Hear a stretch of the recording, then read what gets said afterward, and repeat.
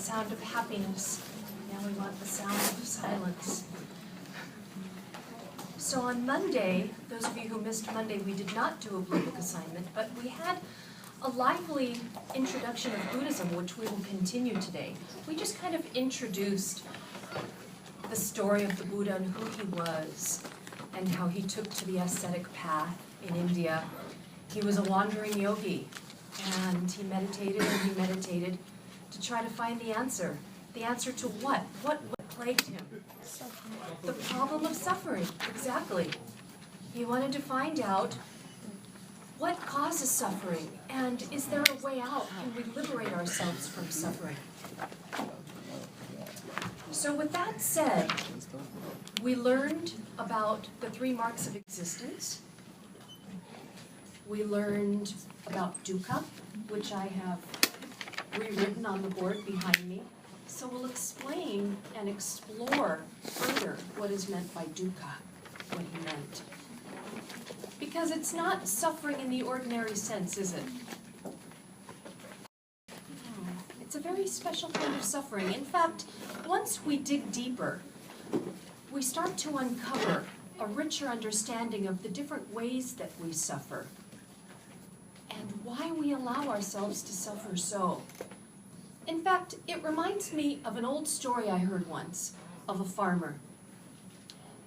This farmer found out about Buddha. He found out that there was a very wise teacher in town, and he went to seek him out. And he said, "Would you please help me? I just can't seem to find happiness in my life." And Buddha said, "Well, tell me a little something about yourself." And so the farmer continued. He said, "Well, I'm a farmer, as you can see. I'm just a simple farmer, and I grow my own food. I have my own land. And, you know, even there, sometimes it doesn't rain, and we'll go whole seasons without rain. And I won't have the crops that I need. I won't make the revenue that I'm used to making. And then other seasons we get too much rain, and it floods. So, you know, even as a farmer, I like the work, but it's just full of hassles and misfortune." And Buddha said, "And tell me more about yourself." And so the farmer continued. He said, "Well, I have a wife. I love her. But sometimes she nags me." And Buddha's nodding his head. And he says, "Go on." And so the farmer continued. He said, "Well, I have kids. Got 2 kids, a boy and a girl. They're pretty good kids, but even there, sometimes they talk back and I don't know what to do." And Buddha said, "I can't help you." And the farmer became irate. He said, "What do you mean you can't help me? I heard you were a great teacher and a wise soul and all this stuff, and you say you can't help me?" And Buddha said, "Nope." And then he offered him a little something. He said, "You see, everybody's got 83 problems. And even if you manage to solve one and make one problem go away, guess what will happen?" Another one. That's right. A new one will pop up right in its place. And so the farmer's getting ready to storm out. He's not ready to hear this, you see. And Buddha said, "Well, at least maybe I helped you with the 84th problem." And the farmer looks back and says, "What's that?" And Buddha says, "The desire to not have any problems." So what's the moral of the story? Who said that's a good one? Okay, tell me. Me. Josh, what's the moral of the story? And there's some truth to that. You know, right. What we give attention to tends to thrive, right? So I don't disagree with that. But I wouldn't really say that that's the moral of the story per se. Go ahead. You're supposed to be able to cope with your problems and deal with them and make the best out of it instead of trying to fight it. Okay, so coping with the problems is more in line with what we're supposed to take from the story. Would you agree? And more than just coping, I would even go further. Who would go further with me? David? I think the moral of the story was that no matter what, there's always going to be a problem. Okay. You have to accept the fact that of the presence of the problem. Accept the fact that there will always be problems. So let's stop there. In other words, clear seeing is where we have to start. And that's really the fabric that Buddhist teachings are made of. This idea of clear seeing, that's wisdom. There's a wisdom in clear seeing reality for what it really is, rather than being blinded by our hopes and desires for how we wish things could be, right? Or by false expectations that simply don't describe reality as it is. That's really part of the problem. The expectation that life could be somehow free of problems. And in fact, that gets at the heart of what dukkha is. So what does dukkha mean? Suffering. Suffering, but yesterday we used the word angst. So it's this special kind of suffering. It's this feeling of uneasiness. Just this feeling that things aren't quite right. And so the story of the farmer brings us here because we understand that we just have this feeling that things aren't right, things could be better, I want to go somewhere else, I want to change things, I want to mold things, I want to fix things, I want to control things, right? In fact, let's continue to dig. Today we're digging deeper. This business of dukkha, do you know what it really, really means? I mean what it really, really means. Yes, we said angst, so we're continuing our excavation here. Yeah, we know it's not just suffering like, oh, I stubbed my toe. You know, it's this kind of mental angst. But what it really, really means, anybody know, Jennifer? I associate it with the human being's desire and longing for something that they don't have, thinking that grass is greener on the other side, therefore they're longing for something that they think that they are entitled to, whether it's a wife who doesn't nag, whether it's a child who doesn't answer back. And that longing is a causes magical, yes. the dukkha. Thank you for saying the word longing. We're going to come back to that word longing, especially when we get on to the second of the Noble Truths. But first, know that in the native Sanskrit, well, Buddha spoke a form of Sanskrit, which was Pali, P-L-A-I. It's kind of the opposite of sukha, which means sweetness. Dukkha is the opposite of that, uneasiness. But do you know where the meaning comes from? It comes from a chariot wheel that is out of joint, lopsided. Now, we don't have chariot wheels anymore because we don't go around in horse and buggy anymore. But let's try to put it in today's terms. What would be the equivalent of that? Maybe having a tire that needed air, right? Like really, really bad, and you're driving around and people are actually pointing at you, hey, you got a flat tire, right? And it's plop, plop, plop, plop, plop, right? It would be kind of like that. That's where dukkha comes from. Something like a wheel that is just lopsided, out of joint, meaning you're going to be in for a bumpy ride. Now, the folly that we fall into as humans is the expectation that we could have a ride that's completely smooth all the time. Now, maybe with a new car, we can have that. But what's going to happen to your new car inevitably? You're going to get a flat tire. Your air conditioning is going to break. The air conditioning is going to break. My battery died last week. Your new car is not going to stay flawless and new and sparkly. But let's extend that to life. Guess what? Life is kind of bumpy too.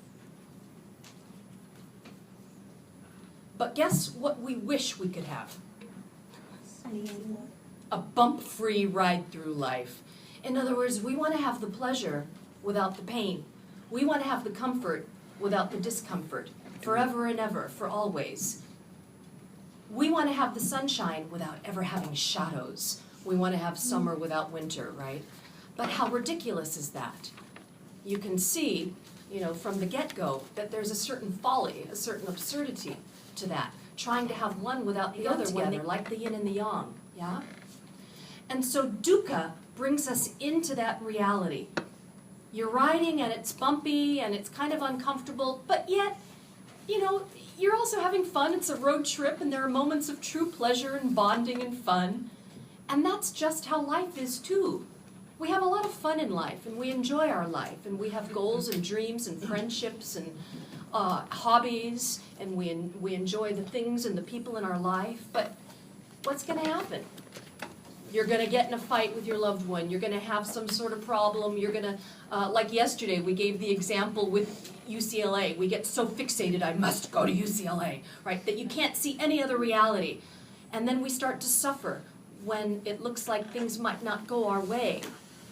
And there is an example of how we're trying to have life with all of the things that we want, the way that we want them to be, exactly the way we envisioned, without anything ever going awry. But dukkha reminds us that that's not life. Life is bumpy sometimes. I used to take my son to Disneyland a lot when he was a kid. And Disneyland can be fun. But as fun as Indiana Jones is, what happens first before you enter those doors? You gotta give up that A money. 45-minute line, right? So, even in our everyday examples as parents, as spouses, as friends, as college students trying to transfer, there's always going to be kind of the underbelly, the shadow side, the stuff you have to put up with. Now you're married and you have taxes and you don't like that stuff. It's always the stuff you don't like. As a student, the tests. The classes were real interesting, but now you have the tests and you have to write a paper and you've got the stuff that maybe you don't like as much, right? That's the reality of dukkha, and that's really what Buddha was saying. What has to happen first is we have to have a clear sight, a clear way of seeing the nature of reality, and not be blinded by this artificial notion of what it is. And if we have that clear way of seeing, then the detaching happens naturally. So let's just start here. We have suffering,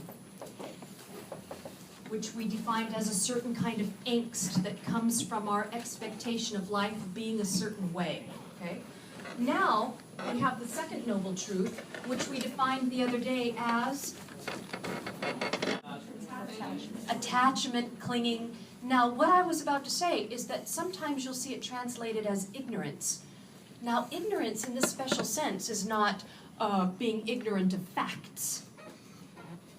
Like, he needs to go read encyclopedias or study or something like that. It's the opposite of the wisdom we spoke of a few minutes ago. Ignorance is this false way of seeing reality. It's really the idea of seeing oneself as separate. But there's still a ways to go on that. We'll keep going deeper and deeper. For now, know that ignorance is a false way of seeing reality in the way that we described. Expecting, hoping, pretending that we can have one without the other, when in fact it all goes together as a whole. Yes? That's what ignorance is in the sense. And ignorance in the sense is clinging, because I'm clinging to my way of seeing and the way that I want things to go, the way that I want things to happen. I'm attached to my expectation of how things should unfold. We gave that example that you could all relate to of wanting to transfer to a certain college and what happens when you get the letter that you didn't get into the college of your dreams. You're crushed. But in fact, it could be, if you were open to the present reality in all its richness and possibilities and options, that some other college actually has a better department and more class offerings in your major, right? But you'll miss it if you're too focused on this thing over here, right? And that's clinging. That's the way that we described clinging. Not being able to see anything else in the here and the now, because in our mind, we're attached to the way we hoped things would be, to some idea we had from the past, or to some expectation we have of the future. And that's why we practice that mindfulness-style meditation at the beginning of class. All it is practice being here, because it's hard work to be here. In fact, the mind struggles against being here. The mind likes to swing. And the mind doesn't want to sit still even for 1 minute, worse than a toddler. And so that's all we're doing. When we practice mindfulness, we're practicing being aware in this moment so that we can be present to all the possibilities and vastness that this moment offers, that we are blind to when we are so attached, because we're clinging so hard to that idea we had in our head. So that's Trishna, that's clinging. Yeah. If a person is alone or they don't care about anything, can they not suffer in life? That's a really insightful question. I've had that question on both ends of the spectrum. Like yesterday, who was it that asked, well, does that mean you can't have a goal, right? And this is kind of the opposite of that. Well, what about someone who has no goals, who's just totally aloof? Is he the best Buddhist practitioner in the world, right? I would say that neither is really true, because we can have goals and then remain equanimous. You know what I mean by equanimous? Balanced, equal. Right? Balanced, equal. It means, okay, things might happen that seem bad or that seem good, but I'm going to stay kind of neutral about it, because in truth, I don't know how it will unfold. Maybe this is going to be really good for me. There's an old expression, a Christian expression, when one door closes, what happens? That's a wonderful way of bringing that same idea to light. You know, that idea of just kind of staying neutral. And it's a way of trusting in the way the universe unfolds. And it doesn't mean we don't have goals. We do have goals. You fill out the application and then, right? Yesterday we made a joke, you know, all the hand wringing, you know, oh, what am I going to do? Oh, what am I going to do? You know, that's the extra stuff. That's what the Zen master would call wearing two heads. What do you need two heads for? The second one is extra. So you do what you have to do, and then you let it unfold, right? Because once I'm stuck, now I can't see anything else. Now what about the person who's totally lackadaisical and just doesn't care? Where does that guy fit in, or that gal? What do you think? He's not doing his part. So, like, if he doesn't apply, he's not going to get it. He needs to apply. Right. No one said that you don't have motivation in life, or that there's no place for goals, or there's no place for being productive and living out your dreams and your destiny and putting your skills and talents to good use and serving the world, you know, through doing what you do well. There's nothing that contradicts all of those traits and aspirations with these teachings. This is just telling you to stay here and allow and accept things to unfold as they will, because we can't always control. You know, and all the great wisdom teachings really say this in their own way, you know, being wise to what we can change and what we can't change. There's another aspect to Buddhist teachings. In fact, it's a counterpart to wisdom, and that is compassion.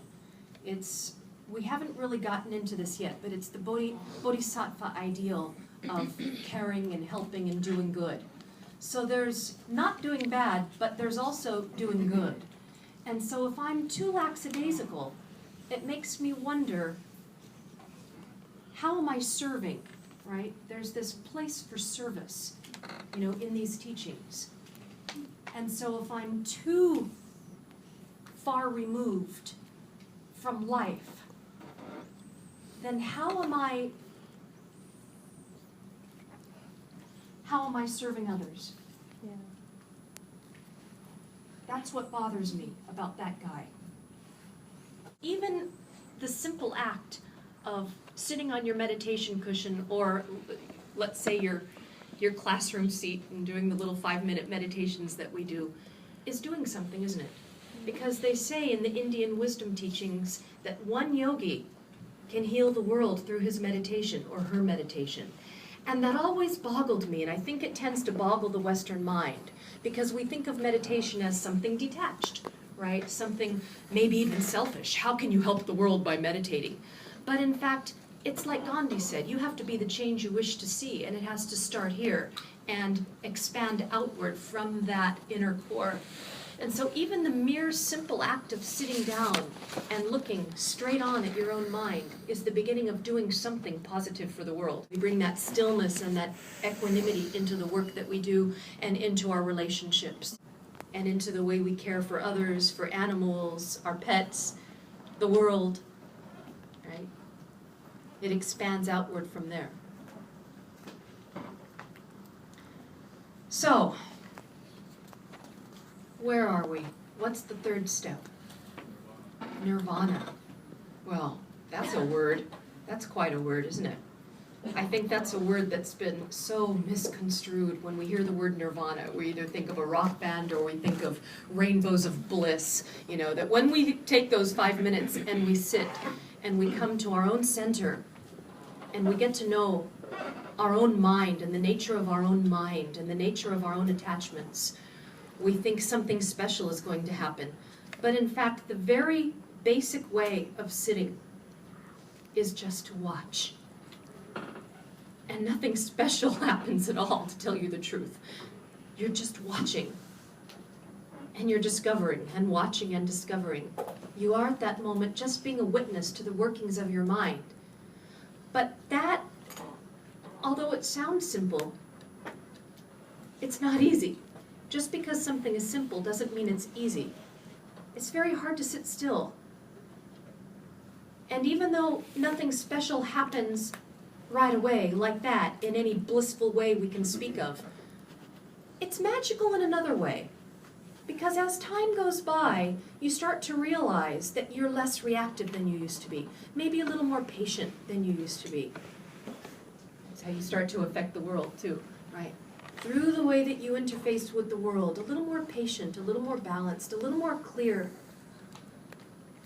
a little more wise in the possibilities that you see in your moment-to-moment existence, a little more grounded. You start to see these changes unfold in your life, and it might not happen right away. But nevertheless, we wouldn't really describe it as rainbows of bliss, and the word nirvana conjures that up. So I want to dispel that illusion from the get-go. Nirvana doesn't really mean bliss at all. Literally, going back to the Sanskrit roots of the word, you know what it means, David? I think it means letting go. It means letting go, but it even means something different than that. To extinguish. It literally means to extinguish. And it's nice to know what the words mean because it gives us a different insight. That's kind of a negative word. How so? Well, extinguish It's kind of means like kill. to extinguish. Yeah. To eradicate. Okay, that's interesting. That's interesting. That to extinguish made him think of kind of a negative aspect of the word. Why is that bad and scary and horrible? Not to kill a life as in the murderous way, okay? Why is the notion of extinguishing bad and horrible? That's the question. We're not embracing murder here. You asking me? I'm asking the collective. Could it be that we're just overly attached to life, the act of living, that we're afraid of anything that might threaten that? And Alexander said, you probably couldn't hear him in the back, could it be that we are just attached to living? Oh, you mean the way we're attached to pleasure, and we want to have the smooth ride without the bumpy ride, and the sun without the shadows, and the one without the other? You mean like that? Yeah. Yeah. Yeah. Again, we want to have the one without the other. But what's going to happen to every one of us in here one day? We gon' die. Now, okay, class is over. Gee, thanks for making me feel good, Professor Quesada, right? But let's just be clear-sighted without turning it into this big doom and gloom and oh, horrible. Let's just be clear. You see how we get all nervous when the concept of death comes up. But let's just come into that Buddhist clarity. Birth and death. So, the big death, right? We're talking about the big death, like, oh, somebody's, nobody's going to outlive that one, right? They say there are two things that nobody can escape, death and taxes, right? But let's bring it in, stay with me. What happens when you have some momentous thing happen to you in life and you say, oh my goodness, I'm never going to be the same again. And it's true, you really won't be the same again, because some experience that you've had changes you to the core. Whether it was joyous, whether it was a total heartbreak, whether it was a loss of some sort, whether it was a trip, your first 3-month adventure, into the mountains or into the heart of Africa, or some kind of experience that was so mind-blowing and so life-changing that you literally will not be the same after that experience. Raise your hand if you've ever experienced anything like that that you can think of that stands out.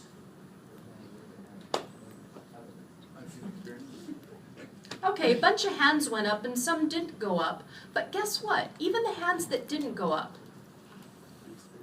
are experiencing things that maybe don't shock you so much or make such an immediate impression, but are experiencing things that leave them just a little bit different than they were before. Sometimes even a movie will do this for us in noticeable ways. We see the world differently. We see ourselves in the world differently. We look at our loved ones a little bit differently. We recognize reality a little bit more clearly. How about that? It's a little more subtle, but it's probably something you can relate to. Something that brings tears, something that brings laughter, something that really shakes you or moves you. Yeah, psychologically, physically, mentally, spiritually. So, what does this do for our birth and death discussion? Let's bring it back, bring it back. What do you think? Okay, letting go of certainty is at the heart of these teachings. Very good. And I want to even go further. I want to bring you back to your original statement about death and extinguishing. After saying what we've said, do you still feel like the notion of extinguishing is bad and horrible and awful and scary? No. Why not? And that's the idea. Why not? Because, like, as I said, like, you kind of need, first of all, it's inevitable. It's inevitable, first of all. And second of all? Okay, let me poke you a little bit here, and let's see if someone else wants to join in. We'll kind of do this as a group. Take this a little bit further as a group. How about if we look at death as not the big death, but little deaths? What happened when that thing in your life changed you to the bones? What happened to the old you? It died. That's right. Your old worldview got extinguished. Like releasing toxins from your body. That's an example. That's an example. So the old you, will the old you come back again? It can't. You can't go back to the old way of seeing once you see something a new way. I can't go back and see things in my naive childhood way when now I've seen new things about life that I hadn't seen when I was a child. The truth is birth and death, birth and death, birth and death. Every day, every minute of every day, birth and death, birth and death. So we have a more refined, get this, a more refined understanding of birth and death, birth and death, birth and death. Every day, birth and death. From the level of your cells, at the microscopic level, literally every second, millions of red blood cells and white blood cells just bubbling away. Skin cells sloughing off. Good bacteria, bad bacteria. This warfare inside the body that seems to be going crazy, but there's an order to it all. And it all exists as part of the overall motion of life, high tide and low tide, as if we could have one without the other. And this goes on every day, within and without, within our bodies and in the universe at large. Birth and death. So we don't have to think of death in just this kind of big cataclysmic way, right? That's one way of looking at it, but we're refining our understanding of birth and death. And so nirvana means to extinguish, but what it really means is to let go of our expectation that it could be otherwise. That we could somehow have life without death. That we could somehow have the smooth ride without the occasional bump. So, yes, it does mean to let go. but now you have a more refined idea of what that letting go really means. Let's write it down. Jennifer, you had a question? That was the 3 marks of existence. See, this is at the core of Buddhist teachings, the 4 Noble Truths and the 3 marks of existence. Today we'll see exactly how those 3 marks of existence fit in to the 4 Noble Truths. In fact, think of them as an offshoot or sandwiched within the 4 Noble Truths, as a special description of suffering, perhaps. Because, check it out, what are the 3 marks of existence? Tell them to me. No. Change, Suffering and no permanent identity. in fact, no, let's do this. Change, suffering, And no permanent identity. and anatman. Which we have to really unpack, this idea of anatman, no self, because it's such a misunderstood idea. So if these are the 3 marks of existence, what we're really saying then, because I drew a line out from suffering, is that they are really the different ways that we suffer. Let's look at that. How does change make me suffer? And before answering that, what did Buddha say about change? Let's bring that back on the table. It's inevitable. You can't stop things from changing. And yet, if you're walking through Hollywood or Beverly Hills, you see a lot of attempts to try to stop the hands of time. We try to stop things from changing. We try to stop ourselves from changing. We try to somehow manipulate and control things and work things so that they would never change. It's the stuff of love songs, right? Say you'll never change. Say you'll love me forever. Say, right, the promises that we expect from others and that give us hope that things will never disappear and that things will never be altered in any way. We want to stay young forever. We want to keep our car the same forever, right? So when we really look at the fact of change and that it is inevitable, it becomes kind of obvious that the more we try to stop change or pretend that it were otherwise, pretend that we could stop change, we're only sowing the seeds of our own suffering, right? We're just compounding that unease, that sense of angst that Buddha talks about. Yes? And so suffering itself, well, that's just the mental pain and physical pain and existential pain that is part of being a human. You know, at some point we're going to get a headache and we're going to ask questions that can't be answered. What's the purpose of it all? There's the simple everyday stuff to the more subtle stuff. You know, things that happen as we age, the normal aches and pains, to the more mental kind of suffering that comes from the loss of a loved one or the heartbreak that we experience when we lose anything at all. I just ran into someone outside who said he was going through grief just because he didn't get the job that he was hoping to get, right? But he was keeping a positive outlook, something better might come along. Life is full of these kinds of disappointments that bring us a certain mental anguish. And all of this is part and parcel of what Buddha was talking about. It's part of being a human. And anatman, the most misunderstood idea of all in these teachings, just means, look, if everything is constantly in flux, then I too am in flux. And I can't stop myself from growing old any more than I can stop the tree from losing its leaves in the autumn. I'm going to get gray, and my features will change, and there's only so much I can do, right?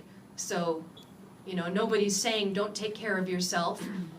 Of course, that's silly talk. Of course, we're going to take care of ourselves, but to the extent that I do something drastic and spend my life savings to try to have what I absolutely can't have, you know, a 20-year-old's body, let's say, well, then it starts to really get absurd because I'm definitely, as we would say, pushing the river.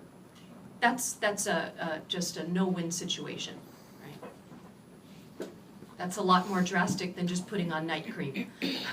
That's when you really start fighting the elements, and that's a losing battle.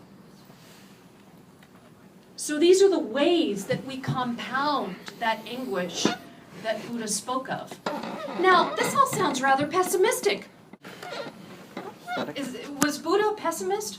What was he saying here? What do you think? We haven't even gotten to the Eightfold Path yet, which is the fourth noble truth. But from what you know already, from what we've talked about this week, does he strike you as a pessimist? Because this is the criticism that comes up a lot. No. He's a realist. I got a couple of yeses, got a couple of no's. Buddha is saying, look, things might seem bad and wrong and terrible, but let's see what we can do to cope. And I would even use a different word than cope. Let's accept it all as part of life. Let's just accept it all, and let's be very clear about what reality is and that it's all a part of it. And how about the fact that when I stop holding on so tight to my false idea of how things might be, I might actually see the beauty that's all around me. And it might sparkle ever more brightly because I'm awake to it. Now, if I'm taking my morning walk in the morning, which I love to do with my doggies, and I'm in my head, and I'm spinning, what's going to happen today, and I'm going to tell them, and da-da-da-da-da, and I'm spinning my stories, and I can't believe they didn't let me into UCLA, and I'm going to fight it to the death, and I'm going to... Now, am I noticing? What kind of walk am I having? Now I'm really making my life bad and horrible and wrong. I'm making it bad and horrible and wrong because I'm not awake to see the beautiful ficus trees above me and the way the street lamps illuminate the underside of that tree and the moon that's just almost full and my doggie digging happily in the grass. I miss the whole show, don't I? Because I was in my head spinning my attachments. But once I let go, now I open up to the world and the way that it will unfold naturally because I'm allowing and I'm accepting. And I'm in that spirit of allowing and accepting rather than closed because I'm so focused on my attachment and what must happen later today. I'm in the future. See, it's all future stuff and I'm going to definitely do something about that, right? So once I start to let go of all of that, what the Buddhist would call the ruminating mind, now I free up my senses to actually see what's in front of me. And I might actually see new possibilities that I didn't see before. I might actually see a very beautiful world that I didn't see before, you see. So Buddha's not a pessimist. He is a realist, but he's also saying there's a way out. You can liberate yourself from the self-inflicted angst, and it is self-inflicted, and we'll see that next time we meet. There is a way out of that. It's a trap. He's giving us the key to unlock the door of that trap. And it's all in my mind. It's all in my mind. I hold the key. And so when I turn that key and I start to see what's in front of me, now I've liberated myself from my own attachments, which held me hostage and captive for so long, you see? So let's stop there for now. Any questions? If a person accepts change, will they stop suffering?